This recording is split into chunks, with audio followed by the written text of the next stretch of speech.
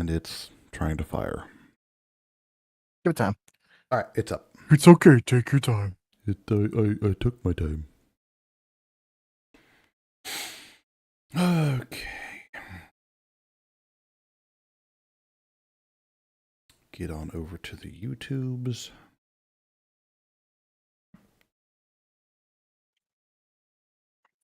That's crazy. Like in Twitch, still the biggest categories are just chatting. Yeah. I mean, that's just where we're at now.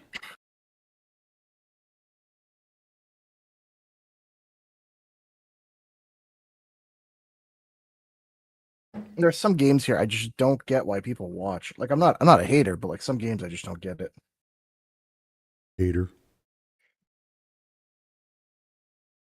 I guess there's just some games that I have a hard time watching because they're just like boring. They're not interesting. I don't know. I get it. Could be me, Like some games are fun. They're like meant for streaming. They're chaotic. They're entertaining, but other ones like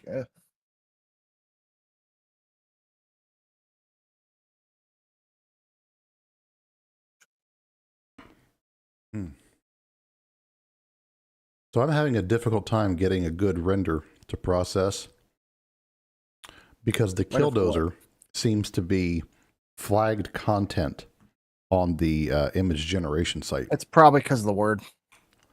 Yeah. Or I use the word kill. That's what I'm saying. Like, yeah. If you use that word, that's probably it's on the naughty list. Gotta love that. I really need to get like a key light or something. Yeah. Because I am like streaming from your local cave, like Jesus Christ. Jesus.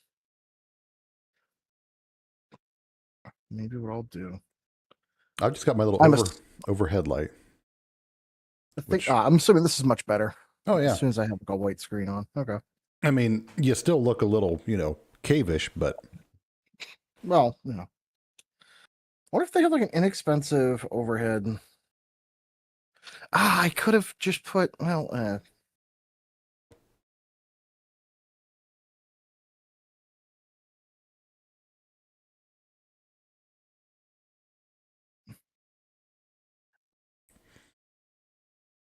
Well, I mean, Killdozer talk is, I didn't think about this. I hope this doesn't get us slapped with stuff on Twitch. It shouldn't. It shouldn't. I mean, a couple other podcasts have covered this, so We'll be fine. Yeah, what's the worst that'll happen, right? And banned. Amazon will find us in our sleep. Basically.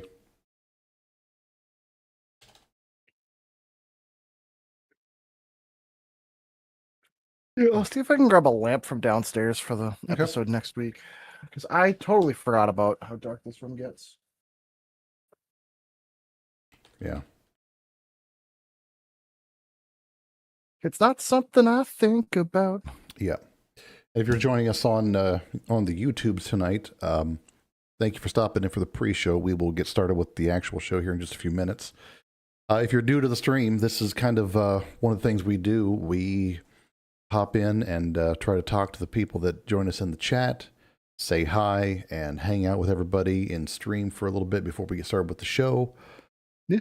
One thing that we don't do is we don't really interact a whole lot vocally with the chat during the show, because this is the podcast, and normally the audio that you get during the show is what goes out to the audio platforms. So we will answer questions and stuff via text or via type, and so if you ask a question in chat, it likely will get answered. So, but yeah, just before or after the show, sometimes during. If there's two or three of us, there's usually one of us that's not talking. I can answer, but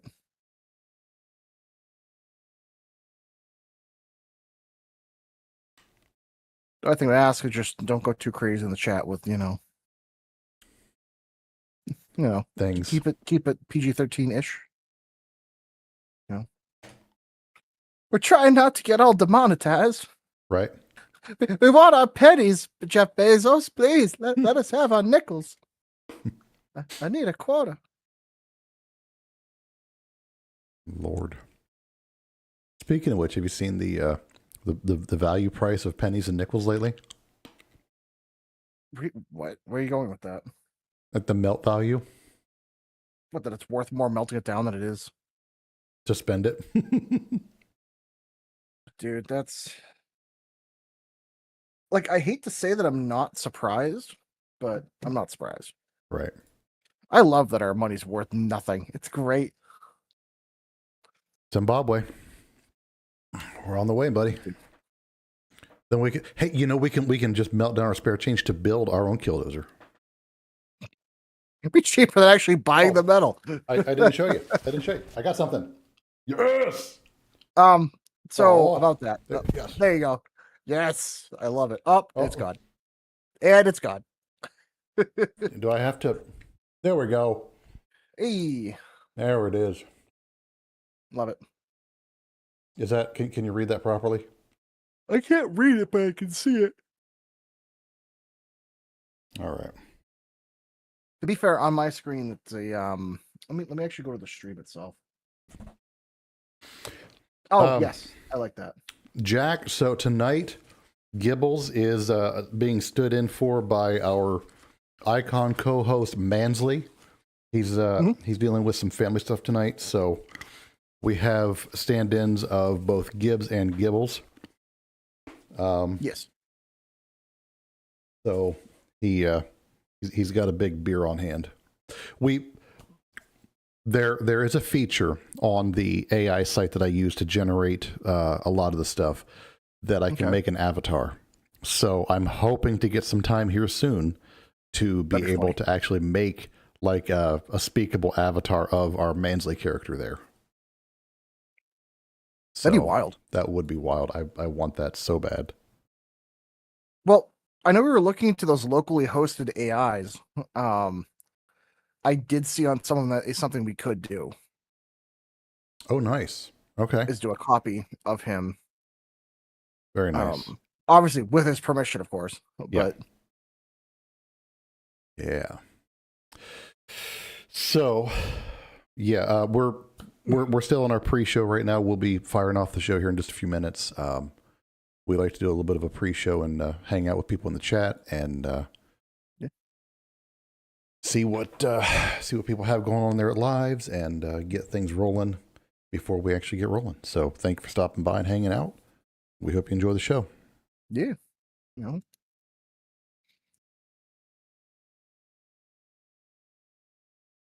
My kids are playing Monopoly with my girlfriend. Honestly, goated game. Awesome. Now the question is, do you play with the standard rules or do you have your own house rules? Probably some house rules. Good. Because I think it's fucking stupid. You have to buy all three of them to build a house or a hotel.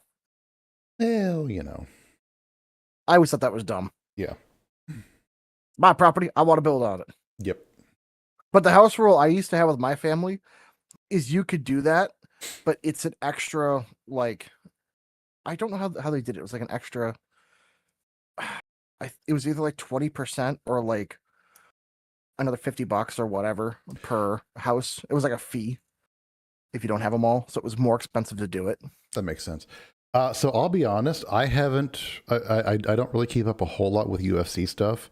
The last UFC fight I watched was the 8-second Rousey Carano fight, the disappointment one. But hey, we all said she was going to get armbarred. We all said this. We knew it, but I still got a fap off to it. Now, who's on the white card? Tell me. What? Jack D was asking over on YouTube if I was excited for the UFC white card. I unfortunately do not know who and or what the white card is, so I'll expel my sport knowledge tonight. Dude. Problem is, when you use the word expel, it's usually it's you. you Yeah. use that word immediately. It was like, That is not the way that word usually gets used with me. So, I do not want any of that candy. No. oh God, that one needed to happen. Did you shit yourself? No, I popped my neck. Oh. How many pints of lager can you endure in one session? Me, it's More. not measured in pints. It is measured in like minute ounces. Gibbs has seen me trashed, and it did not take a lot. Same. I'm a lightweight.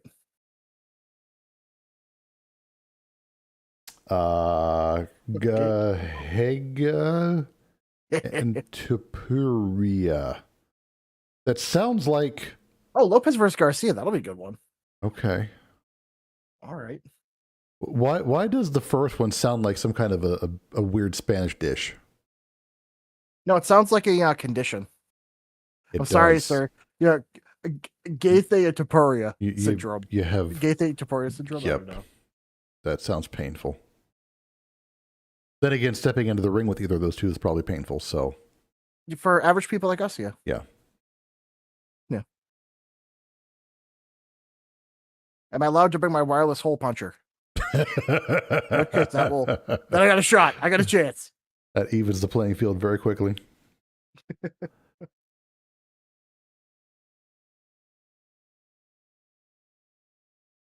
Oh.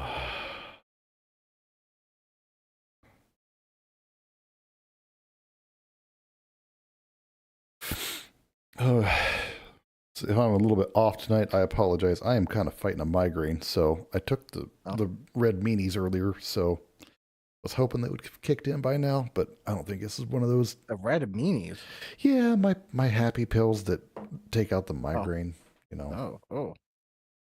They usually work, but tonight I don't think they're working, so. It is what it is. It is not what it is not. I thought your happy pills were usually little blue pills. I didn't know they were red now, too. No, those are not those pills. Oh. I know if red was like a super one. Blue was for casual, red is for competitive? Yes.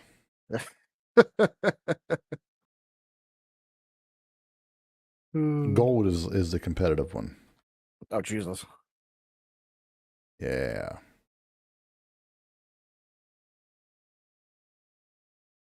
In that case, the blood pressure cuff does not go around your arm. That's the wrong extremity. No. God, no. Jesus. Oh, man.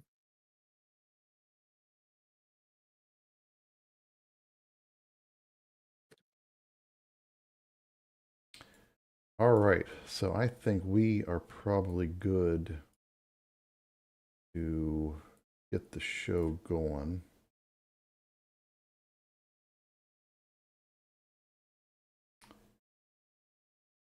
Yeah, I got all my stuff down on my end, so if you're ready. Yeah, I should be good. All right. Oh, yeah. Oh my God, my cat. What do you want, Nala? What's up? You need to tend to What's up? kitten duties. I could hear her through the door, through my AC. Like, I don't know.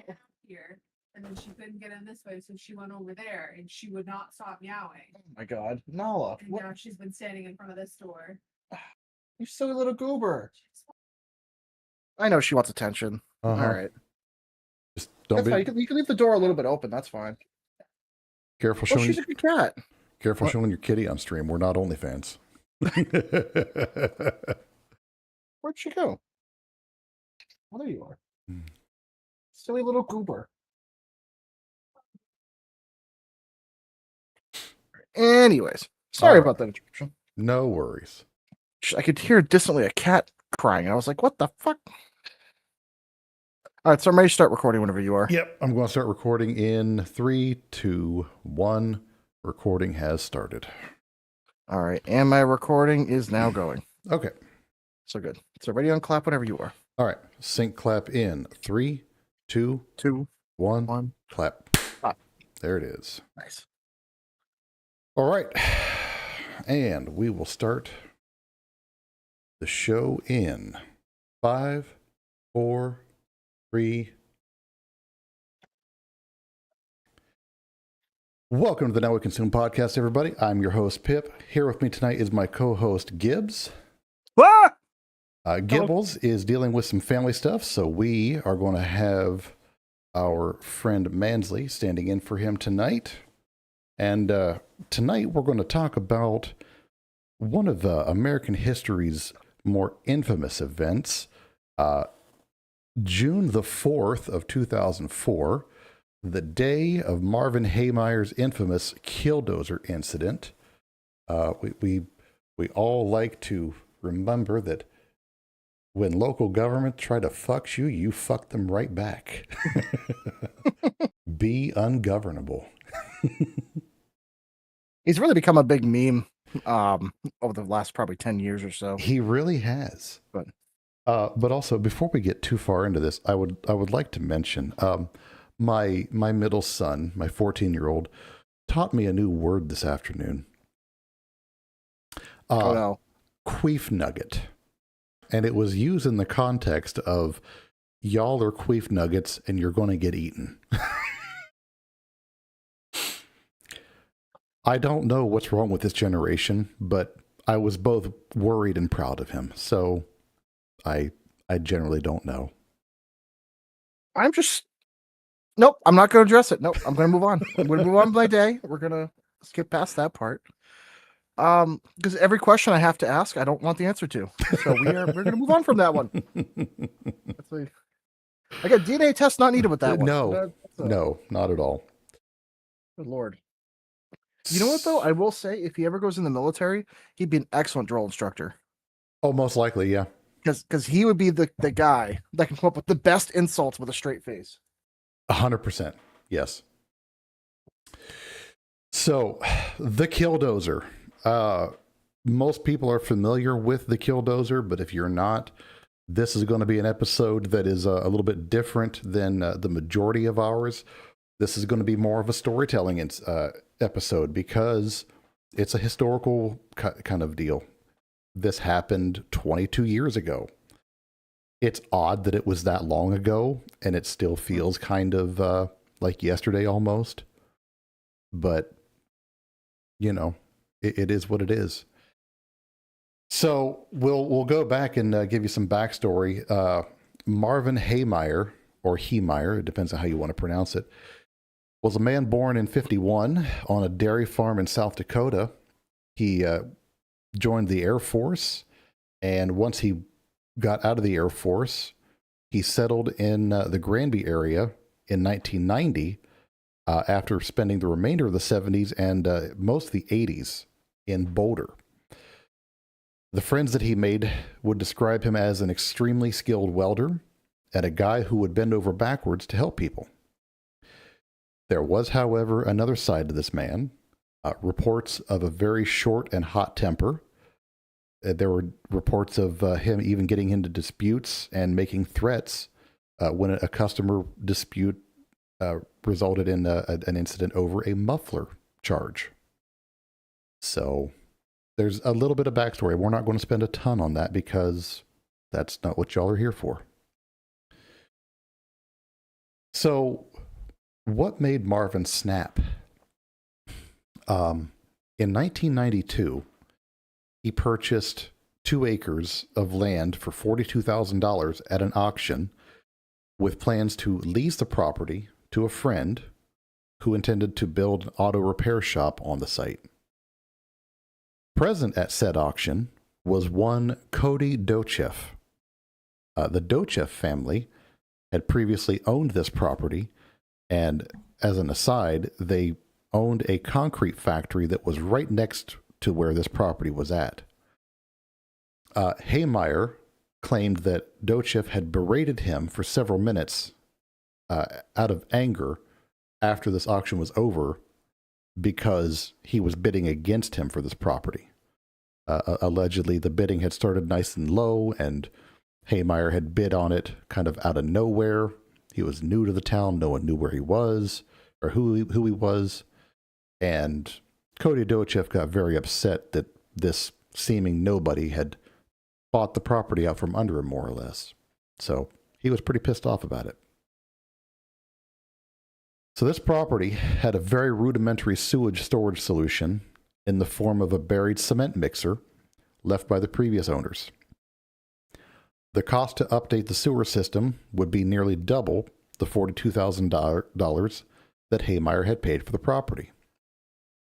So this sewage system is going to be kind of the bane and the backbone of the entire situation when it comes to this property. City officials told Marvin that putting in a septic tank was a much less expensive alternative, but he rejected both options and said that the government not paying for the sewage line hookup was extortion by government fiat.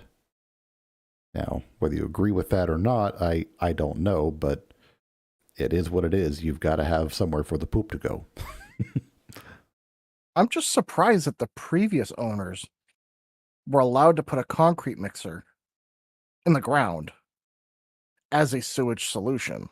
That already would meet up to any codes, even back then. No. So that almost seems like a failure of local government to say, hey, buddy, look, that can't happen. Well, if you remember, the Dochefs said that they had previously owned it. So that tells you right there what was going on. Now, something to keep in mind, this area, Granby, was a very small town. And it was one of those towns where everybody knew everybody. Everybody was kind of buddy-buddy with everybody. Everybody grew up together. So the mayor knew the sheriff, knew the city council, and they all kind of worked together and were all in on the same things. So it was a very big issue, kind of like Ruby Ridge, where it was a little bit of corruption goes a long way. So this situation really kind of goes to show you that when a group of people who are hell-bent on really sticking to their guns for the wrong reasons, they can and will get away with it. Again, like Ruby Ridge. Oh, yeah. So, despite the setbacks, he did not withdraw his annexation request and subsequently became part of the sewer district. So, Marvin's all set up, ready to go and get everything done. But in 1993, Haymeyer had abandoned the plans to rent the property to the friend and instead decided to open his own muffler shop. Now, during his time in the 70s and 80s, that's kind of what he did, was he worked at auto shops and was repairing mufflers. He became known as Marv the Muffler Man. I mean, that was a big thing back in those times. A lot of people would kind of go around and just throw a fence pipe on their car as a makeshift muffler with no catalytic converter. I once had a car where that was what the muffler was. A straight shot exhaust pipe with no catalytic converter. It was a fence post. That's back in the glorious days of before emissions, before everything else.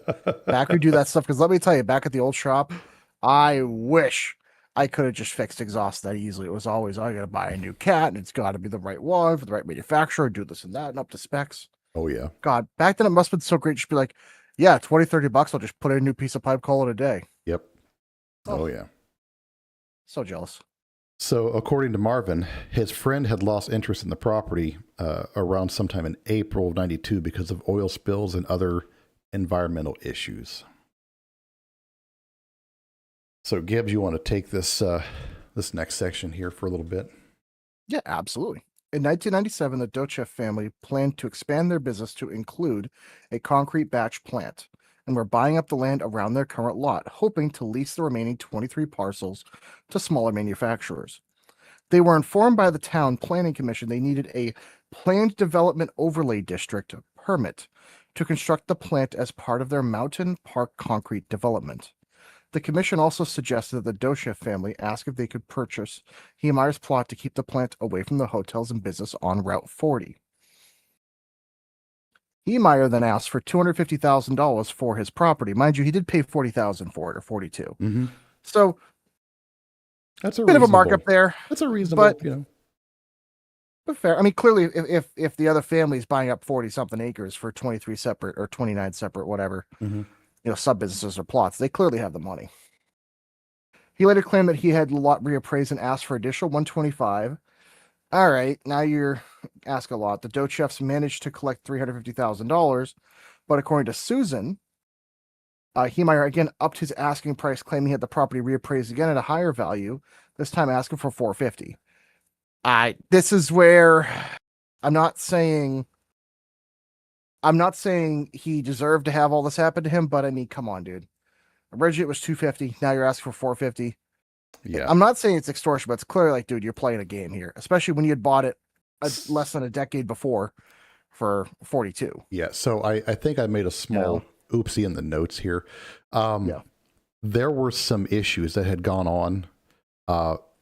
The Dochefs were supposed to allow a connection to happen on their part of the land that Heemeyer did not get to have happen because of some issues. Well, that's later in the notes.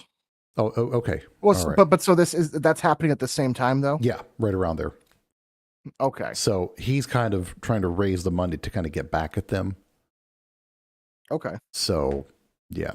But they had gotten apart. He even, Cody Dochef had even offered to sell a portion of the land that he would need to get the connection made. And I think we talk about that a little bit later. But at some point, they were just trying to buy the whole thing back and just get rid of him and get the headache off. So that's a lot of where this part came in. But yeah, I think to be fair, I think that's fine. Well, either way, I think $350. To be honest, especially back then. Oh yeah, that's like almost $450, especially is close to $1 million in today's money. Well, but not only that, but that's 10x his money. Oh yeah, there's almost no business you can do where you start it and then you 10x your money in less than a decade. Yeah, in that amount of time, no. Yeah, so like, not to be that guy, but at that point, it's like, dude, just take the money. Yeah. What are you doing? But who knows? Maybe at this point, from what it seems like, and again, we get into more stuff later. I don't want to spoil anything, but it seems like it's just a very personal kind of back and forth battle where, one person oversteps, the other guy oversteps, it keeps going back and forth. And mind you, something for the audience to keep in mind is not every interaction and everything was documented. Quite a bit of it is, but there is a lot of he said, she said. There's a lot of back and forth stuff. So who knows all the other little things leading up to some of these events as well. Now keep that in mind. Yep. But anyways, so there was a negotiation that happened before the rezoning proposal, and he had a public hearing at the town hall. Heemeyer then launched a public campaign against the planned concrete plant. His campaign was initially successful, with members of the public concerned about potential environmental impacts packing into hearings on the construction proposals. The Dochefs addressed these concerns by promising to install additional measures against dust and noise, and presented miniatures of the plant to concerned citizens. Opposition to the proposal had dwindled over time, and the plan was set to move forward again. In November 2000, Heemeyer filed a lawsuit to block the project. So looking at the timeline, that means he had, since like 97 or 96, this is like 4 years, almost 5 years into it. Mm-hmm. At this point. Yeah. And now they're looking forward to move forward with the project. Right. Why is it that every time someone's got some kind of a lawsuit going on, they bust out the miniatures and models, and all of a sudden everybody's like, oh yeah, that looks pretty. It makes sense. Let's just go with it. I think it's because once people have something tangible, they're not afraid. Even if it doesn't make sense though. Yes. It's just because they're afraid of the unknown. Ugh. Because here's the thing, people are dumb. Yeah, I know. I'll tell you, but people assume the worst. They'll imagine this giant monstrosity when it might not be the case, or they'll assume it will extend into their property. It's like, no. Yeah. Again, I'm not defending either side, but it's like, I guess just the easiest way to win public approval is like, here's what it'll look like. They'll be like, oh, cool. I don't know. Yeah, I suppose. It just seems like anytime you've got stuff going on, you can pull out the miniature model, make it look pretty, no matter how much you're lying to the public's face, and they'll just go with it. Yeah, add a bunch of trees, some shrubbery, Yeah. with a little pot down the middle, Yeah. Spruce it up, make it look nice. Yeah. But anyways, by January 9, 2001, Heemeyer had lost most of his allies in opposition to the concrete plant. Those managers must have done a really good job. Mm-hmm. And the city officials almost unanimously approved its construction. This made the final approval by Granby's zoning commission and trustees in April a formality. Heemeyer tried to appeal the decision, claiming the construction blocked access to his shop. Here's the key point here. He had been going back and forth with them about needing a road to gain access to his shop, because basically the rough kind of design from what I remember from this was that his shop was kind of set back off the road quite a bit. Yep. And so part of that road, part of that easement of that access is part of where they want to build this big concrete commercial industrial section. So his problem is if they build it, he no longer has a legal road to get to his shop. Yeah. So the map that you can find, it shows the plots they were buying up. He had a parking lot type path that was going through one of those lots to get to the muffler shop, and one of those plots that were getting bought up owned that land, and there was no right-of-way law at that point. So they buy that plot, they control the access to his shop. There's no way to get to his shop. So he has no way to even get to his business legally or conduct business without them saying that he can. So that's kind of fucked up. Yeah, well, especially if you have a zoning board, like you legally have to have access for any sort of commercial property. Or they can just say, no, you can't have access because we want this plant to go through. Yeah, that's part of the problem is like there's supposed to be things in place to guarantee, access with a business. Because all he would just need is a little 2-lane road. Even a single lane, you can make it work. Yep. With an easement or something, but no. But that's one of the problems. And a word to the wise: if you're ever trying to build in a small town, you got to make friends and know everybody. It's politics. That's how small towns work. Even cities too. To a certain extent. You need a really large bulldozer. We're getting there. An extremely large bulldozer. It's one of the biggest ones. It's huge. I encourage everybody at this point, definitely look up some photos, look up some video by the end of the episode to really get the scale. Fun fact on YouTube, Whistling Diesel did make a modern recreation. He bought one. It's making like a modern recreation of it. You can see that too to get like a modern sense of scale, but it's big. It's big. Yeah. But anyways, let's see. In June 2001. Nope. So after, I skipped that one. Yep. Heemeyer tried to appeal this decision by the zoning commission, claiming the construction blocked access to his shop. He also complained to the Environmental Protection Agency. This resulted in Dochev family having a professional noise analysis done, and I'm assuming that they passed. Yeah, if that's the case. Paid off to pass. Precisely. Yes. Yeah. They got the okay. They got the stamp. In June 2001, Joe Dochev made Heemeyer an offer over the phone whereby if Heemeyer dropped the lawsuit, they would provide him with an easement to connect a sewer line to the new concrete plant free of charge. So they're willing to do the sewer line, but not the road. Right. So it's meaningless. Yeah. It's like, hey, we'll give you a sewer line. It's like, cool, but I still can't get to my own shop. Yeah. So in response to that, Marvin just hangs up the phone. Oh, yeah. Around this time, the buried concrete truck barrel that served as Heemeyer's sewage hole had been full. Heemeyer responded by pumping his sewage with a gasoline pump right into the irrigation ditch that ran behind his property. Or I'm assuming, really, that's the property that borders on the Dochev's plant. The Dochev's, yes. I got the poo on me. It's like scene from Joe Dirt. Yep. All I can think about was the poo geyser from the movie RV with Robin Williams. Oh yeah. But Heemeyer also attempted to illegally connect to a neighbor's sewer line, but was caught and the incident reported to the sanitation district. So this is one of those things where both parties have done some stupid stuff. Yep. Because I get Heemeyer's frustration, but why not just call a pump truck and just have it pumped out? I know don't what I know that they mean? would because it's not supposed to be there. And even though it But is a tank in the ground, they may not touch it. But it was approved by the city. It really wasn't, though. But then can you sell a property without see this is part of what we don't know. Yeah. It's I don't know if when Heemeyer bought it, if they had disclosed, hey, this is not a legal sewage Yeah. situation. You got to get this fixed. And maybe that's why he got it for so cheap. Probably. Who knows? There could be some wording here that, because some of these records are not publicly available. Right. So just keep that in mind. But if that had been a discussion before, then if you look at it from the side of the Dochefs, it's like, what the fuck, dude? Right. Like, you bought someplace that you don't need to work, and you get mad it needs work. But at the same point, I do understand that, like, if they were running a shop out of there previously, you can't put a cement mixer in the ground, dude.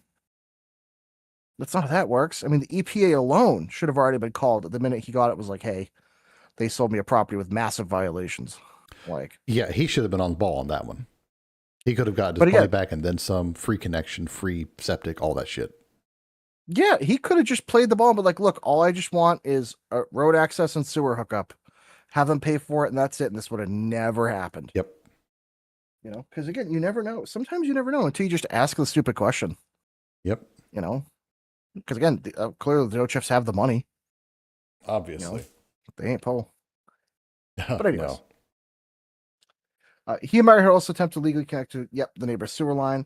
He was caught, and the incident was reported to the sanitation district. At this point, the sewer district started enforcing a legal requirement to have the sewer hookup or a septic tank and fined Heemeyer $2,500 for it and several other code violations at his business. 9 years after he was... Now, this is the other thing. This all happened 9 years after he was required to have installed either a septic tank or the sewer line. So I feel like, honestly, they were being pretty fair with him either way. Like, if you had 9 years of your running a muffler shop, even while it was working, you had time to fix it. Well, but they kept kicking it back every time he tried, though. And that's the issue. They refused to give him the easement. So his only connection was on the Dochef's land. And they wouldn't budge. Okay. So so even though while Heemeyer made some poor decisions, they still basically choked him out. Oh yeah, 100%. Okay.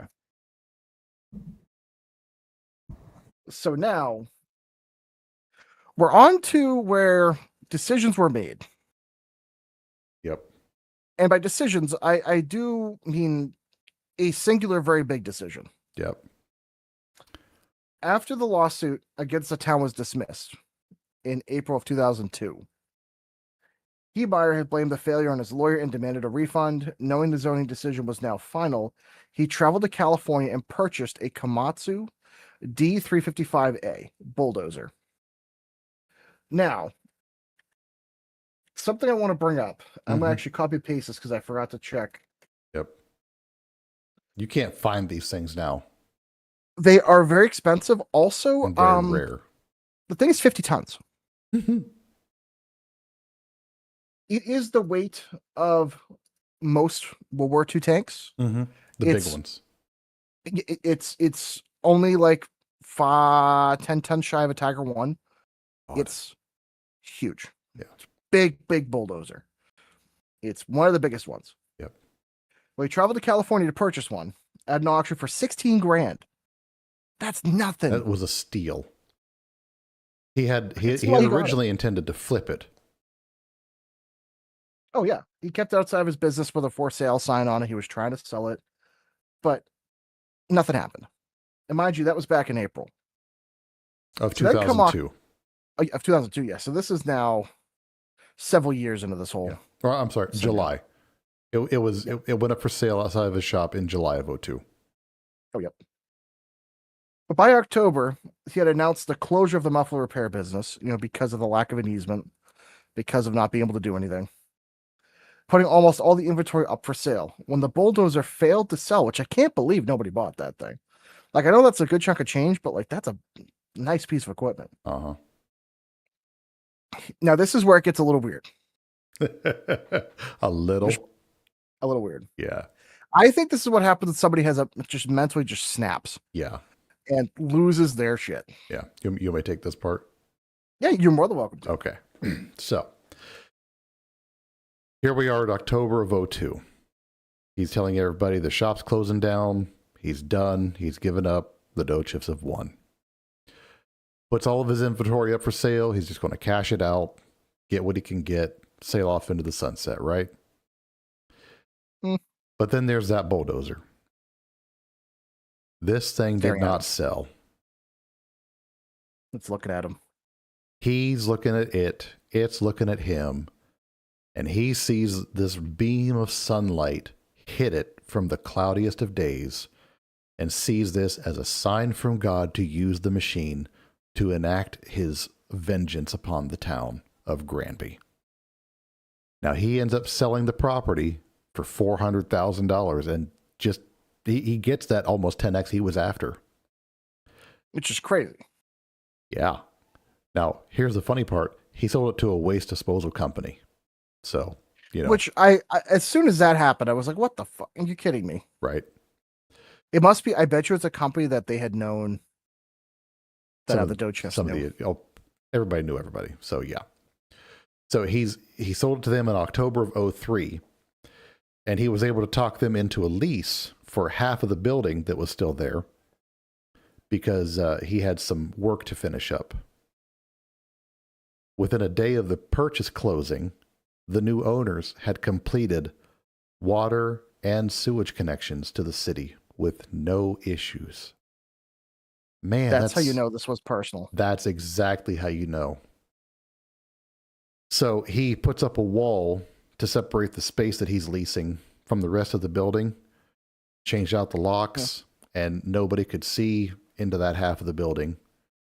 He brings the bulldozer inside and starts to illegally modify the thing. He also put some living quarters in there, which he was not supposed to do. It was not designated as a space for living area, but whatever. He did that so that he wouldn't have to go back to his home in Grand Lake. He saw that as a waste of time that could be spent on the dozer. Yeah, this is where you know he's kind of losing his marbles here. He gone. Okay. He gone. The red mist has descended. Yeah. You know? So over the next 18 months, Marvin transforms the Komatsu into what he calls Marv's Komatsu tank, the MKT. He's adding in layers of steel and concrete armor, cameras, and periscopes for full 360-degree vision. He adds in gun ports, and he stocks it with a week's worth of food and water, extra firearms, and even a .50 caliber rifle. He records audio tapes, which turned out to be part manifesto and part goodbye. During those 18 months, he was methodical, patient, and entirely committed. And the weirdest part, no one suspected a thing. He talked to some people about what he was going to do. They thought he was just crazy. They thought he was just a man who had snapped and had delusions of grandeur. They never imagined that he was actually doing what he was saying, even though he literally had the skills, material, time, and space to do it. So, kind of like when we talked about the Las Vegas shooting, which was probably a setup and a false flag. Refer to that episode. That's one of our better episodes. Yes, it is.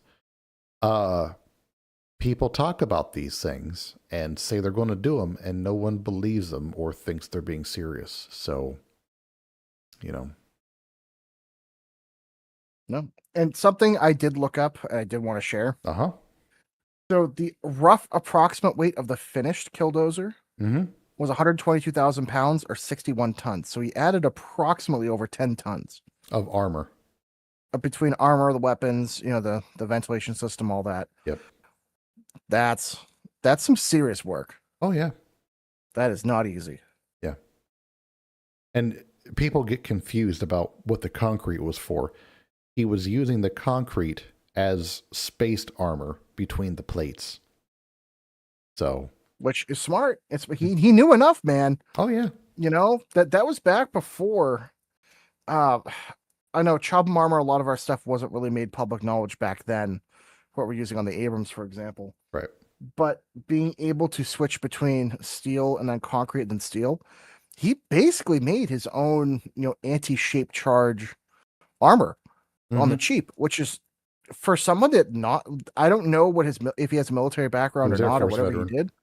Air Force. So he knew. He wasn't stupid. Yeah. So that's impressive. Something I did find out too as well. He did have a Barrett M82 rifle in the rear of it. Yeah, he had the 50 caliber rifle. We had that. And he had a Ruger Mini 14 in there. So I was looking at some photos and it's crazy to look this thing up and see how much work he did to it. Oh yeah. My God. So prior to the actual rampage, he had scribbled out a list of complaints on the back of that old for sale sign, as well as some other scrap paper that he had laying around. And these ranged from things like the dough chef's unwillingness to pay the large sums that he requested, the sanitation district fining him, and that the town had approved the plant construction. He was convinced that literally everybody was against him and out to get him. The other writings suggested that God had stopped the plant from being constructed in 92 and alluded to a belief that God had caused the deaths of multiple people who had opposed him. Haymeyer further claimed... Oh, yeah, go ahead. I was going to say, the more I've read this, the more we talk about this, the more I truly think this is the first case of the machine spirit being real and taking possession of a person. I really feel like that dozer has had a will since its inception that it wanted to kill. It wanted to do this. Oh. And it found an unwitting person to finally enact what it wanted. Oh, God. Because at the minute he bought that dozer, the guy became a maniac. Yeah. Yeah, pretty much. So lesson learned: don't be of weak-minded body and then buy a dozer because it will own you. Apparently, I wonder if he had the chant to the Omnissiah on there. It should have gone and seen a tech priest first. Yep. I swear. So Haymeyer further claimed that I was always willing to be reasonable until I had to be unreasonable, adding that sometimes reasonable men must do unreasonable things. And that is a quote that has gained so much traction all across the internet. And a lot of people have really kind of gotten behind that. Because, yeah, when you're pushed to the brink and you're out of options, you really have few options left. A lot of us can relate. Yeah. In addition to those writings, Haymeyer recorded 3 audio tapes explaining his motivation for the upcoming attack. The tapes contained 2 separate recordings on each side for a total of 6 recordings, and he mailed these to his brother in South Dakota shortly before stepping into the dozer. His brother turned the tapes over to the FBI, who in turn sent them to the Grand County Sheriff's Department. It's about 2.5 hours worth of audio. The first recording was made on April 13th of 2004, and the last one was made on May 22nd, just 13 days before the attack. An excerpt from one of the recordings reads, "God built me for this job. It was God's plan that I not be married or have a family so that I could be in a position to carry out this attack. I think God will bless me to get the machine done, drive it, and do the stuff that I have to do," he says. "God bless me in advance for the task that I am about to undertake. It is my duty. God has asked me to do this. It's a cross that I am going to carry, and I'm carrying it in His name." Crazy. That sounds like machine spirit talk to me. Just saying. It absolutely does. I am not a religious person. I think that people who undertake religious followings, that's great that they have that crutch to lean on. But when people get into this level of, the Lord is doing and acting through me kind of speak, they're off the rocker. It's fucking beans. So It's just plain fanaticism. Yeah. That's all it really is, It's beyond belief. Literally. It's past that point of, doing something to better yourself. It's you're a crazy person if you're doing something like this. Yeah. Which again, I understand why he's doing it. And I'm sure there's probably more details that are not out to the public. So like I'm willing to be sympathetic, but Yep. Boy, any of those words. Also, like, not for nothing, 2.5 hours worth of tapes. Mm-hmm. The whole story took us 20 minutes. Like, there's a lot of personal stuff in there. It's like, dude, what were you ranting on about for 2.5, 3 hours? Yeah. Jesus. Yep. Crazy. Yeah. So that kind of brings us up to the morning of June 4th.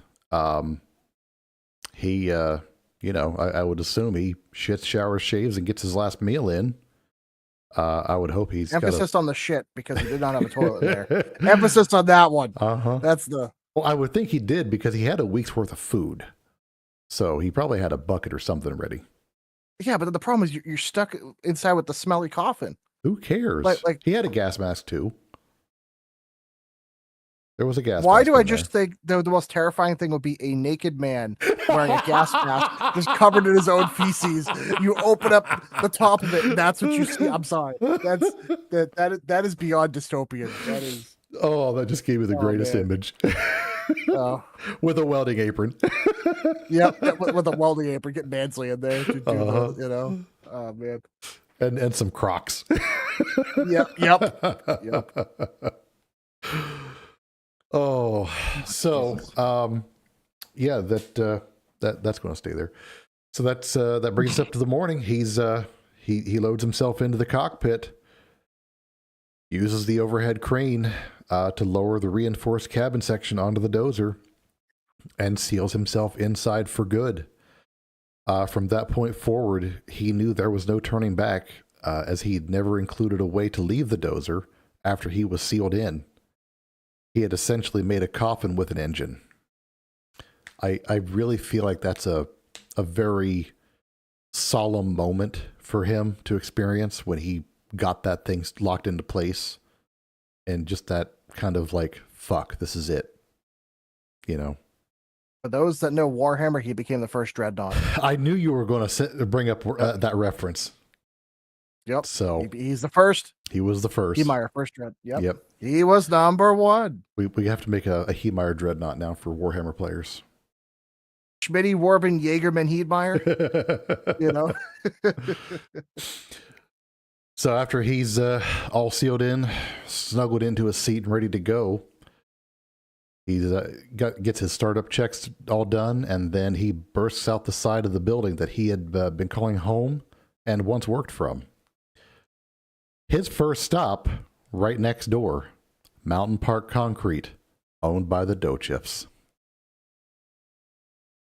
You can take this part. Yeah, absolutely. So he smashes through the plant. Cody Dochev attempts to fire a sidearm at the dozer, as he initially believed the dozer was remote controlled, to no avail, obviously. He tried to climb the dozer to gain access to the control cabin, allegedly finding the exterior to have been coated with axle grease. Which, by the way, for anybody that's not messed with axle grease, this guy's an asshole for doing that. Like that's a lot of effort. And that's a lot of time. That's hilarious. You got to give it to him, though. He had countermeasures on countermeasures. Dude, he's the most committed man. Like that's the thing, is this guy spent 18 months, just figuring this out. And by the way, I'm very surprised during those 18 months that nobody, not even the police department, he was surprised. Nobody checked in on this guy. Yeah. Because anyways, I just think it's funny. He then grabs a front end loader to fight back, which let's stop and think about this for a second. For anybody that knows anything about physics, Mm-hmm. a front end loader, maybe 10 tons at the max, maybe 20 tons, a really big one. The Komatsu unmodified weighs 50 and it has big ass tracks. It's literally big enough to move tanks around. Mm-hmm. You think a front end loader is going to do anything to this? I mean, in a moment of desperation, I mean, you're going to do anything. Dude, you brought a Pez dispenser to a katana fight. Like, you're not going to do anything. That's like, I appreciate the effort, but now he just destroys another piece of equipment effectively. Mm-hmm. You know, Marvin rams the loader and then later fires shots at the loader. Cody and another employee try ramming the treads with a large piece of steel. Again, there's not much you could put in there to stop those treads, especially if you look at some of the photos of it. I mean, he covers up a part of the track, not all of it, but it does cover up a part of it. But the thing is, with the way that track is designed, it's designed to break rocks and whatnot that get into it. So it would not surprise me if even stray bits of steel wouldn't really do anything. Did nothing. None of that. No. The Killdozer does. I can't English. The Killdozer. Killdozer does not hesitate and crumbles it like a toy. Law enforcement arrives quickly. Deputies and state troopers open fire hundreds of rounds, even explosives. Nothing penetrates the armor. Marvin fires back through gun ports and even charges their positions. One trooper barely escapes being crushed. Mm-hmm. And again, I don't blame them for firing, but for anyone that looks up the photos, I mean, it's thick steel with concrete. There's no sidearm that you're carrying that's going to get through that. I mean, maybe if you get 50 BMG through the same spot several times, but even then, I highly doubt it. Right. And I would also like to point out he had 3 inches of ballistic polycarbonate over cameras. So, and he had like an air system to blow off dust to keep the lenses cleared. So he thought shit out. He wasn't going to be stopped by like a little bit of dust or like not being able to see.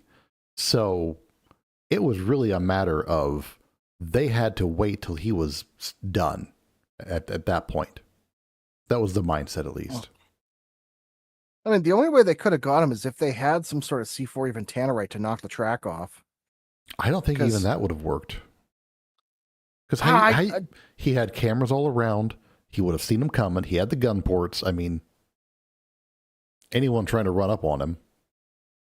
This is why you use the old World War II method. If you get the sticky bomb, the steel hand grenade. Yeah, exactly. The old Saving Private Ryan. Yep. But I know local law enforcement. It's not like they carry explosives, and it's not even a teenager sock.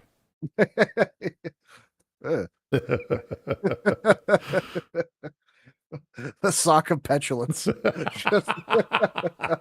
I guess the Nurgle sock. Anyways. Sorry, a lot of Warhammer references today, I'll tell you. But I know local law enforcement, like, they wouldn't carry something to deal with this, especially like a local town like that. God, no. I mean, a lot of state law enforcement wouldn't even have it. No. They'd have to go like National Guard. Yeah, even then, I don't know if they'd have it. We'll get into that here in just a second. Exactly. So, but anyways, I continue going. Okay. I'll take the one after this. Okay, cool. He methodically hits his targets, starts with the town hall, then the former mayor's house, the local newspaper office, which had criticized him publicly, and other buildings tied to his grievances. There were 13 structures total, many occupied until minutes or even seconds before the business district of the town is destroyed. Completely. So, for 2 hours and 7 minutes, the Killdozer dominates Granby. The cops are helpless. And during this time, the then governor, Bill Owens, was being fed information and was weighing his options. Now, it was reported that at one point, he considered authorizing the Colorado National Guard to use either an Apache attack helicopter equipped with a Hellfire missile or a 2-man fire team with a Javelin anti-tank missile system to destroy the dozer. I honestly, I'm okay with that. I get it. I mean, you do what you got to do. The thing is, if the guy is running and legality aside, he is operating a tank, Yes. all 61 tons of it, Yes.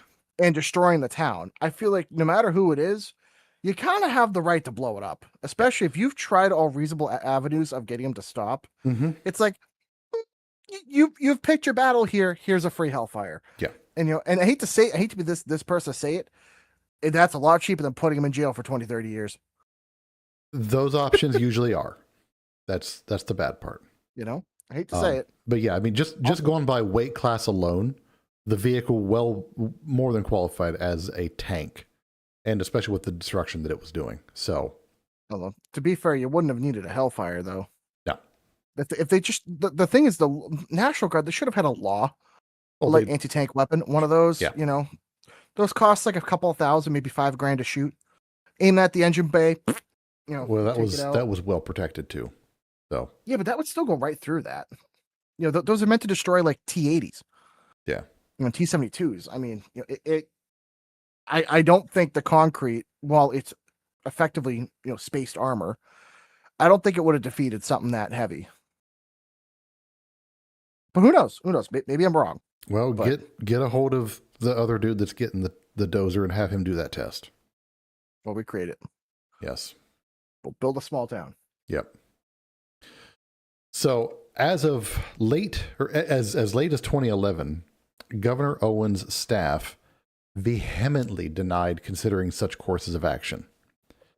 But members of the State Patrol, however, claim that, to the contrary, the governor did consider authorizing an attack, but ultimately decided against it due to the potential for collateral damage of a missile strike in the heart of Granby being significantly higher than what Haymeyer could have caused with his bulldozer. I disagree with that fact. I also disagree. He clearly does not know the precision of a hellfire. Yeah. So shortly thereafter, Marvin finally attacked the Gamble's hardware store, and this is where the rampage would come to a very sad end. He targeted it due to the owner's involvement in the hearings about the batch plant. So as the bulldozer slowly plows through the building, a civilian-operated vehicle was maneuvered onto the sidewalk behind his path, blocking him from retreating back onto the street, after which the civilian operator exited the vehicle and fled to safety. Forced with the only option to continue as forward and onward, and unaware of a small basement on the property, Marvin was lured into driving into the building as a means to hopefully pass through it, drive through the other side, and continue his attack. However, the tread of the machine slipped into the basement due to its immense weight, essentially stopping his attack dead in the water. The radiator had also been damaged due to all the fire that he was taking. The engine was leaking before the fall, and as such, it was noted that even if Haymeyer had been able to free himself, the dozer would not have been able to operate for much longer. So, at around 4:30 p.m., after getting hung up and stuck in that hardware store, realizing that his rampage had come to an early end, old Marv realizes that the end has come.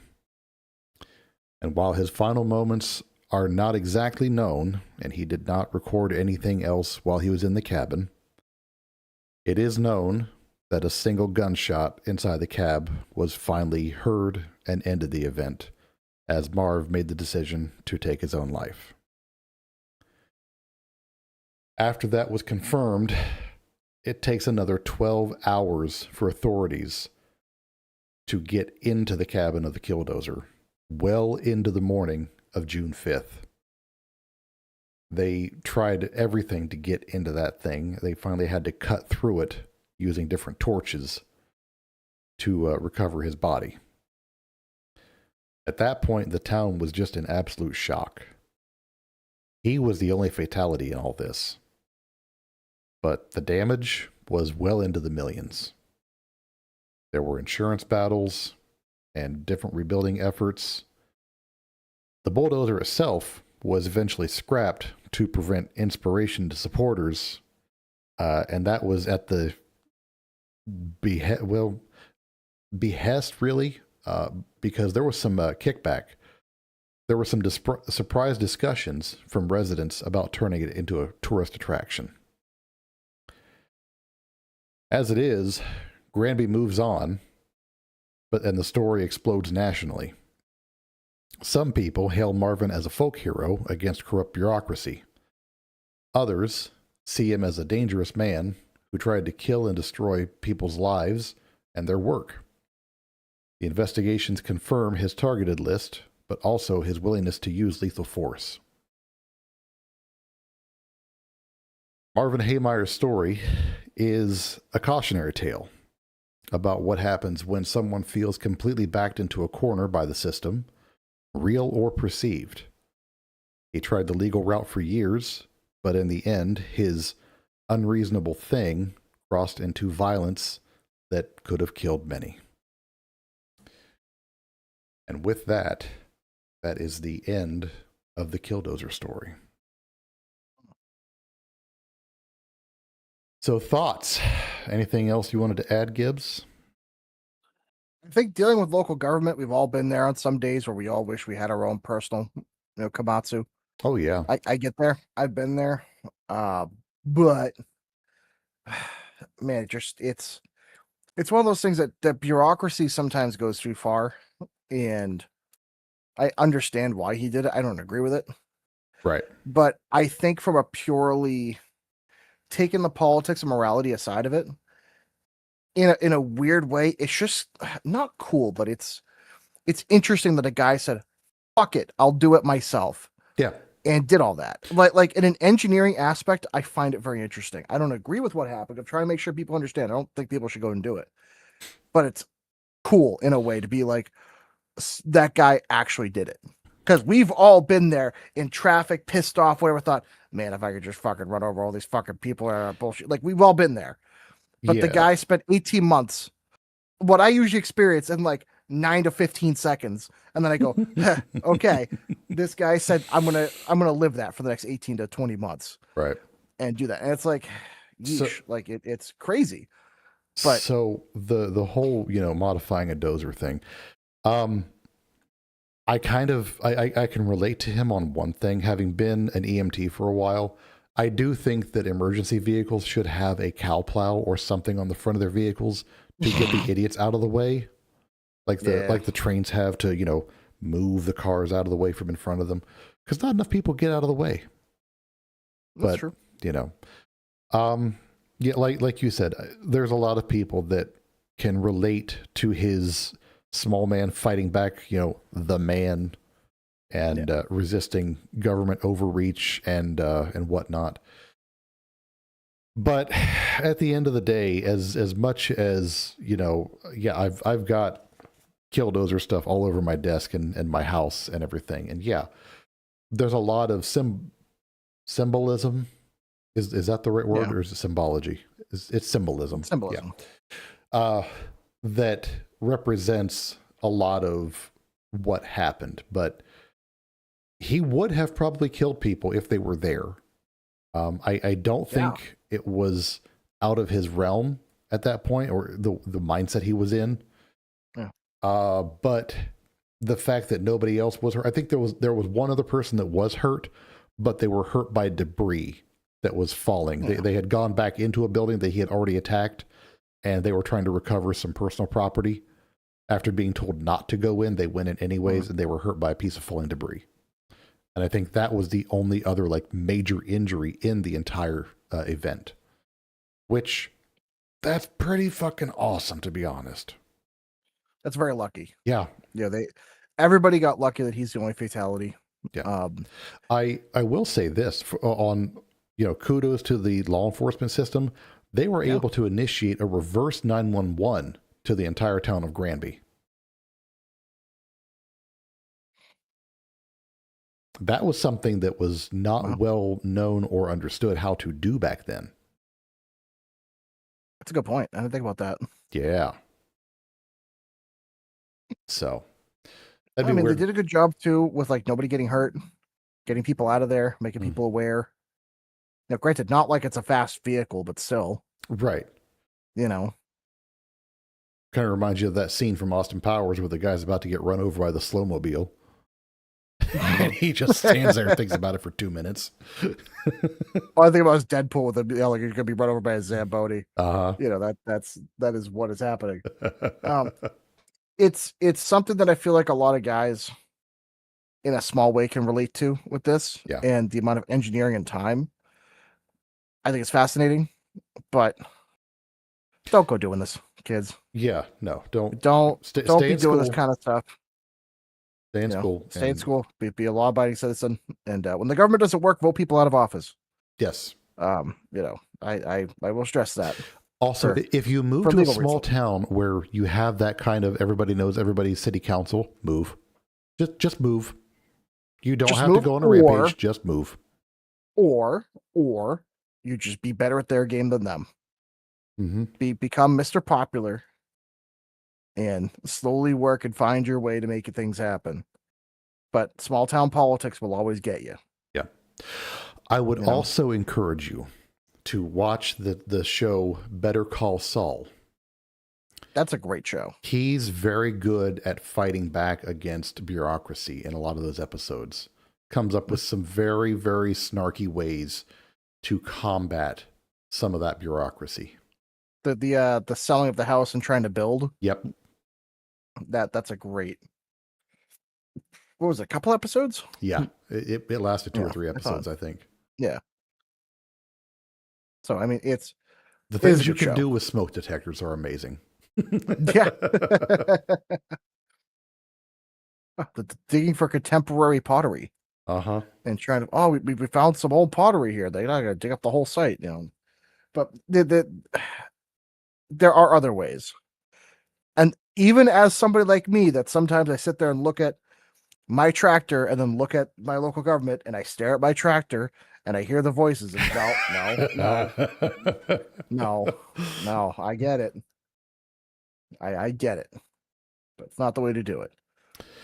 You know, or at least if you are going to do it, stay on a road where it's not going to collapse underneath you and don't have your radiator exposed. Yes. Reinforce that the is such, like, radiator. That is such like if you had ever been in a demolition derby or ever gone racing, you would know that's like the most vulnerable part. Yep. If you're going to reinforce anything, it's that. Yep. You know, have a secondary radiator. Yeah. Don't use hoses like that. I don't know. No. But hey, I just can't believe it took them 12 hours to get in there. To get in Like where? 12 hours to. Oh, to cut it open? Yeah. Yeah. I mean, he Yeah, that's sealed wild. himself in there good. Like, I couldn't find anything on it, but I feel like he probably welded it shut. I wonder if it's that layer of concrete because you can't just torch through it. Oh, probably. Like they must have had yeah. to torch through the top layer and then get a jackhammer, well, a Mhm. jackhammer, and then get through that and then torch the underneath layer. Yeah. And that must take forever. Oh Yeah. my god. And plus the sheer weight of it. Yeah, true. I mean, he had to use the overhead crane to get it on there, so I mean, God. Good lord. But no, when it comes to trying to fight back against like small town bureaucracy and stuff, I think I want to just make like very subtle, maybe like note cards, like professional, like nice handwriting or whatnot, like printed type cards, so they can't trace it back to me. And then just leave it in people's mailboxes and remind them that knees are a privilege, not a right.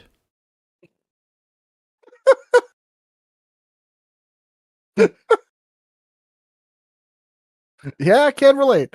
I think that would drive the point home well enough, you know? Yeah. Yeah.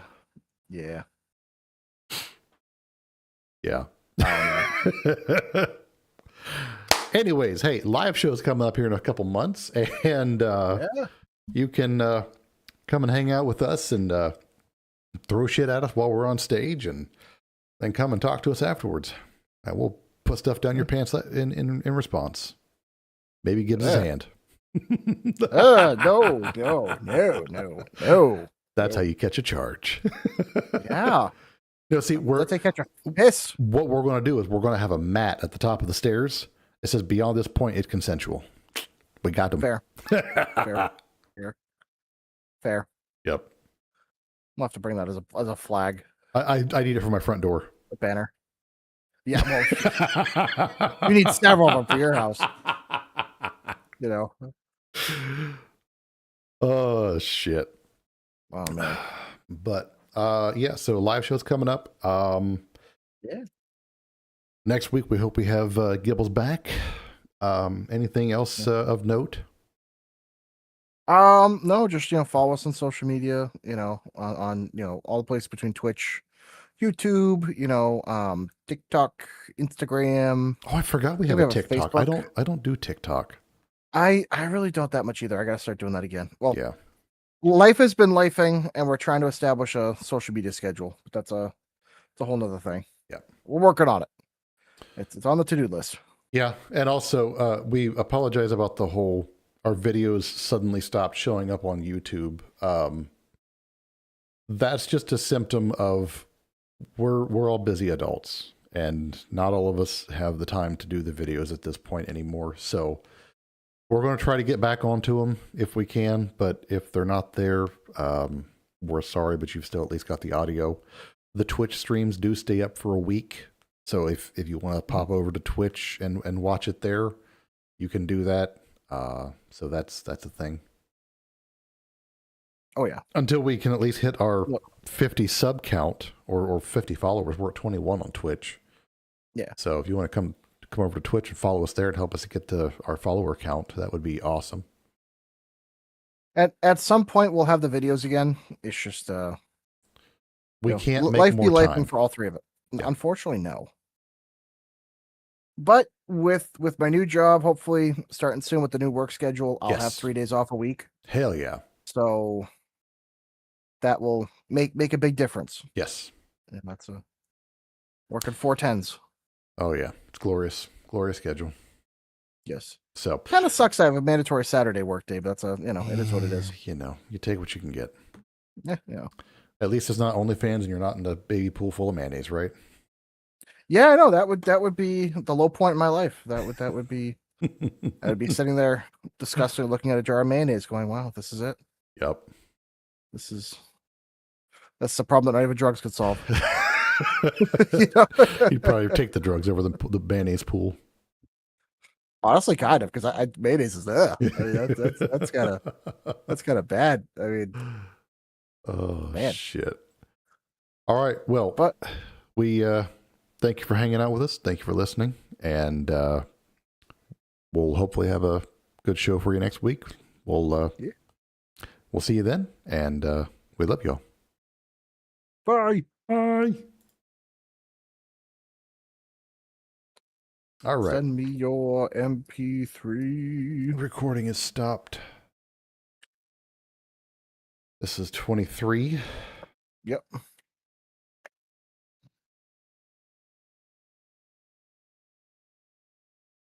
This will be quick for me to get uploaded. Yeah.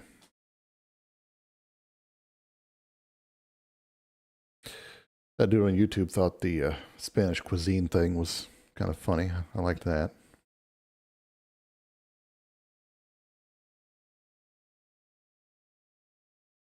Oh, I'm down like 7 pounds already. So. Uh-oh. Did we lose a Gibbs? I think we lost a Gibbs.